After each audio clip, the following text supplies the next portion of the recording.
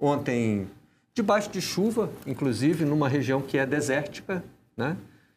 Caiu uma chuva forte no jogo do Flamengo, mas evidentemente nem se compara, nem de longe. Não estou querendo fazer nenhuma relação com o que aconteceu no Rio Grande do Sul. Só lembrei que ontem teve esse acréscimo aí ao jogo do Flamengo. E o resultado está sendo colocado num contexto mais amplo, evidentemente. Piorando as condições de um gramado que já era ruim. Já era ruim. O extra que a gente mostrou na abertura, né? Diz que o Flamengo está em queda. O Globo, o Flamengo perde mais uma na Libertadores. E no meia hora, no popular aí, me parece que é a manchete mais concisa de todas. Bobeou e pode dançar, é isso aí mesmo. O Flamengo não depende mais dos seus próprios resultados para passar de fase na Libertadores. Esquece o negócio de primeiro lugar, agora é se classificar para a próxima fase, né? E no La Terceira, Palestino conquista uma vitória histórica contra o Flamengo e segue sonhando com a Libertadores, né? Do ponto de vista do Palestino, né? Um clube que não está entre os maiores do Chile, vencer um tricampeão da Libertadores, evidentemente, é um marco, né? Agora, o jogo de ontem, apesar das condições e tal, que a gente falou, do gramado, da chuva, mostrou mais uma vez um Flamengo sem iniciativa, né? Parece que esses problemas não são só os resultados que estão se acumulando.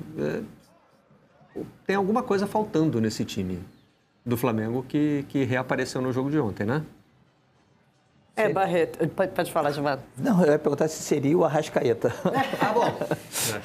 Eu acho que até tem um ponto, né? Mas ainda assim, acho que o Arrascaeta não estava, mesmo antes dele ser desfalque, ele também não estava... Ele oscilou esse ano. Ele estava melhor do que já esteve. No ano passado, teve um ano de muitas lesões, né? Altos e baixos. Acho que começou muito bem esse ano. Depois, nesse início de Campeonato Brasileiro, teve algumas partidas abaixo. Falando de desfalques, a gente poderia incluir o Pulgar, né? O Pulgar, exato. É uma engrenagem de meio campo que faz muita falta, porque muda também o posicionamento daquele que hoje é o melhor jogador do Flamengo, Mas o Flamengo teria montado um elenco para suprir esse tipo de falta. Eu acho que no assim, ano que tem a Copa América, por exemplo, não é? Não, e diante de um adversário frágil. Né? Então, acho que todos os fatores, eles contribuem, né? Tem um contexto aí, eu acho que até pegando um pouco do que o Tite falou ontem de coletiva, tem a questão da falta de confiança, que a partir do momento que você está com uma confiança baixa, né? Quando você tem uma sequência ruim de resultados, falta aquela personalidade para chutar na hora que, por exemplo, o Cebolinha escolhe o passe em vez de chutar ele de frente para o gol. Falta aquele momento do Pedro falar, pô, não, esse aqui tá melhor posicionado, deixa eu tocar para ele. Sabe aquela coisa do que falta na confiança. Mas mesmo assim, né, o Flamengo, eu ia te chamar de Flamengo, Barreto. Como que o Flamengo já é o terceiro gol nos últimos 6 jogos, o Flamengo tomou gol em 4. Desses 4 jogos que o Flamengo tomou gol, 3 tiveram bolas paradas. 2 gols desses sofridos foram com rebote, né? Com bola que tá com a pessoa do rebote. Luiz Henrique contra o Botafogo e ontem o jogador do Palestino. Cornejo. E posso lembrar de outro? Lá atrás, para dizer que não é nenhum problema atual. Final da Copa do Brasil, Rodrigo Nestor faz um gol assim.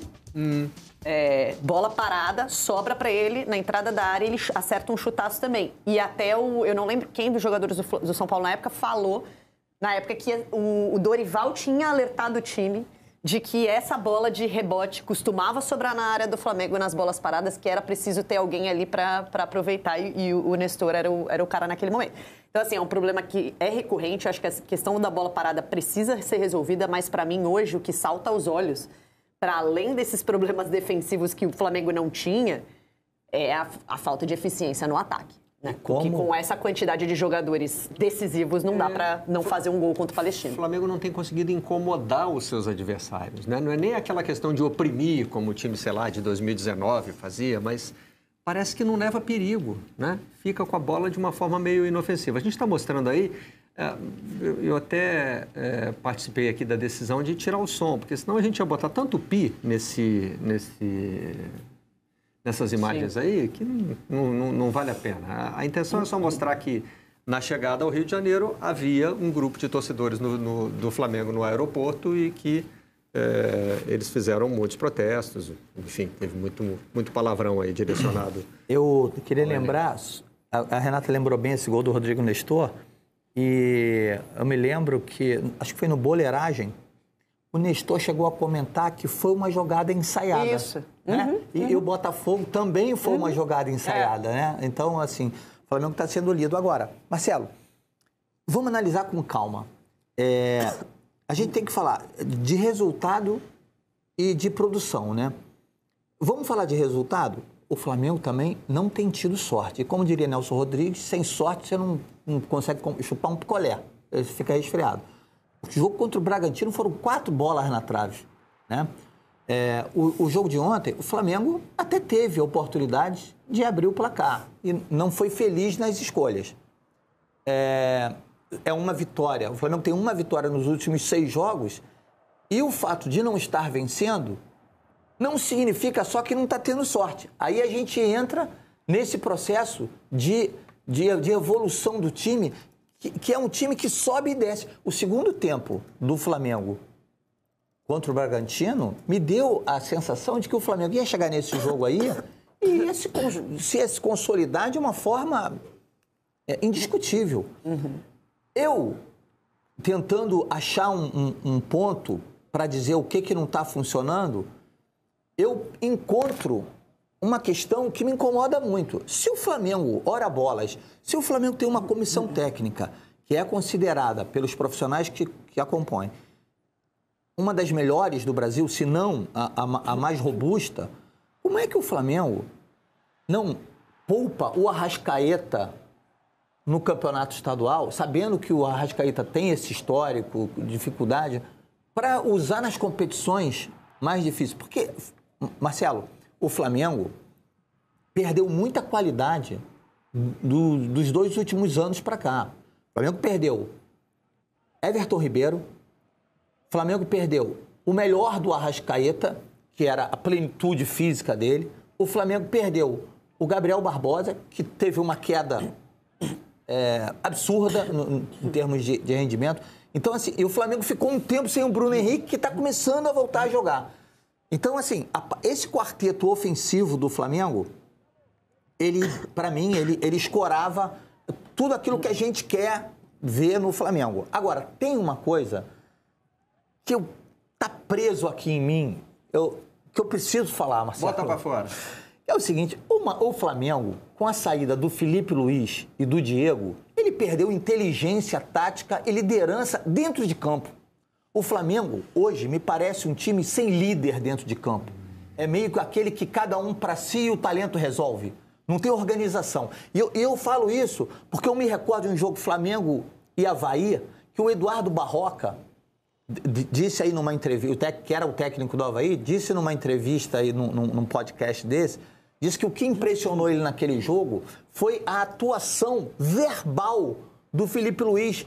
O Avaí tinha perdido um jogador expulso e o Felipe Luiz, durante o jogo, falou, gente, a gente está jogando errado, eles estão com -1, a gente tem que preencher a linha de meio. Não sei o que.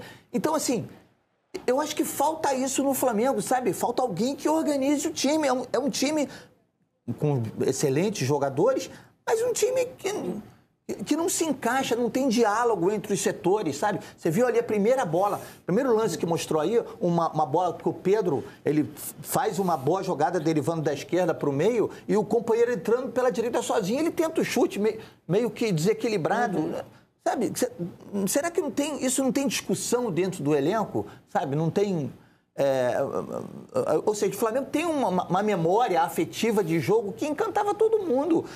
A associação dos setores. Hoje em dia, o Flamengo tem. Tem aquela declaração de um jogador, se não me engano, do Boa Vista, dizendo os caras ficam falando umas coisas que a gente não entende. É verdade. No campeonato estadual, setores do campo, eles falam uns códigos, e a gente tenta acompanhar e não consegue. Cadê? Entendeu? Isso aí não tá rolando, não.